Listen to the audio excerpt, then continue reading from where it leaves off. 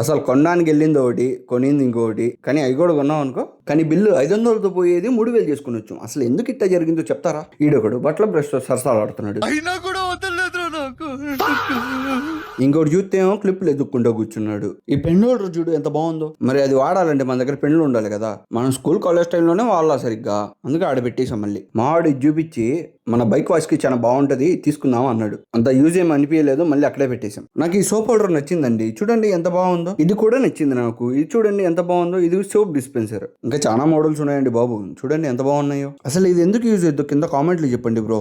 ఈడోడు ప్రతి దాంతో ఆడుకుంటూనే ఉంటాడు. ఈ సోప్ డిస్పెన్సర్ చూడు భలే ఉంది అసలు. అలా తిప్పితే అట్టపైకి వస్తుంది. అసలు మేమేం కొందామని వచ్చాం, బ్యాటు బాల్. కానీ ఇక్కడ ఏం చేస్తున్నాం మేము, మావాడు ఈ చిన్న మిక్సర్ ని తీసుకుందాం అనుకుంటున్నాడు. కానీ ప్రైస్ చూసి మళ్ళీ ఆడే పెట్టేశాం. ఇంకా తొందర పాండ్రా బాబు వెళ్దాం అనుకుంటే వీళ్ళు డోర్ మ్యాట్స్ తీసుకుందాం అది ఇదని ఆపారు. ఇంకా డోర్ మ్యాట్స్ దగ్గర డిస్కషన్ జరిగింది. డిస్కషన్ అంటే ఒక 5 నిమిషాలు ఏమీ అవ్వలేదండి, ఒక అరగంట దాకా ఆడే ఉన్నాం మేము. దాని తర్వాత హరి వచ్చాడు. హరి వస్తే సైలెంట్ గా మేము పాప్కార్న్ అండ్ మాజా తీసుకుని బయటకు వచ్చేసాం. నేను బయట వెయిట్ చేస్తుంటే మా వాళ్ళు వచ్చారు. చూడండి అసలు ఏం తీసుకుందాం అని వెళ్ళి ఏమేమి తీసుకున్నారు. 500 రూపాయలు పెట్టి షాపింగ్ చేద్దాం అంటే 3000 రూపాయలు అయిపోయినాయి.